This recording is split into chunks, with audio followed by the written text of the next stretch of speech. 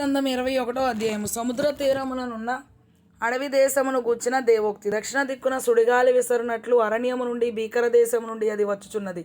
కఠినమైన వాటిని చూపుచున్న దర్శనము నాకు అనుగ్రహింపబడి ఉన్నది. మోసము చేయువారు మోసము చేయుదురు, దోచుకొని వారు దోచుకొందురు.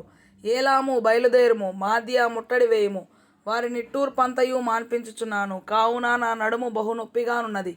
ప్రసవించు స్త్రీ వేదన వంటి వేదన నన్ను పట్టియున్నది. బాధ చేత నేను వినలేకుండానున్నాను, విభ్రాంతి చేత నేను చూడలేకుండానున్నాను. నా గుండె తడతట కొట్టుకొనుచున్నది, మహాభయము నన్ను కలవరపరచుచున్నది. నాకిష్టమైన సంధ్యవేళ నాకు భీకరమాయను. వారు భోజనపు బల్లను సిద్ధము చేయుదురు, తివాసీలు పరతురు, అన్నపానములు పుచ్చుకొందురు. అధిపతులారా, లేచి కేడెములకు చమురు రాయుడి. ప్రభువు నాతో ఇట్లనను, నీవు వెళ్ళి కావలి వారిని నియమింపుము. అతడు తనకు కనబడు దానిని తెలియజేయవలెను.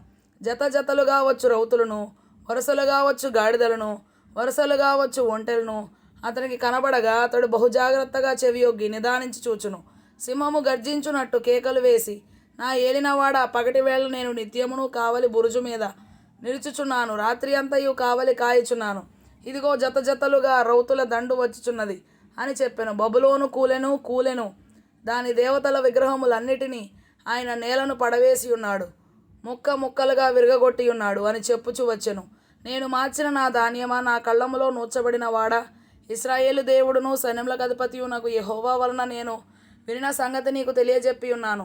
ధూమాను గూర్చిన దేవోక్తి. కావలివాడ రాత్రి ఎంత వేళైనది, కావలివాడ రాత్రి ఎంత వేళైనది అని ఒకడు శేయీరులో నుండి కేకలు వేసి నన్ను అడుగుచున్నాడు. కావలివాడు ఉదయము నగును, రాత్రియు నగును. మీరు విచారింపగోరిన ఎడల విచారించుడి, మరల రండి అనుచున్నాడు. అరేబియాను గూర్చిన దేవోక్తి. దదానీయులైన సార్ధవాహులారా, సాయంకాలమున మీరు అరబి ఎడారిలో దిగవలెను. తేమాదేశ నివాసులారా, దప్పికొన్న వారికి నీళ్లు తెండి, పారిపోవచ్చున్న వారికి ఎదురుగా ఆహారము తీసుకొని రండి. ఖడ్గభయము చేతను, దూసిన ఖడ్గభయము చేతను, ఎక్కుపెట్టబడిన ధనుస్సుల భయము చేతను, క్రూర యుద్ధ భయము చేతను వారు పారిపోవచ్చున్నారు. ప్రభువు నాకు ఇలాగు సెలవిచ్చి ఉన్నాడు. కూలివారు ఎంచునట్లుగా ఒక ఏడాదిలోగానే కేదారు ప్రభావం అంతయు నశించిపోవును. కేదారీయుల బలాఢ్యుల విలుకాండ్లలో శేషించువారు కొద్దివారగుదురు. ఇలాగు జరుగునని ఇశ్రాయేలు దేవుడైన యెహోవా సెలవిచ్చి ఉన్నాడు.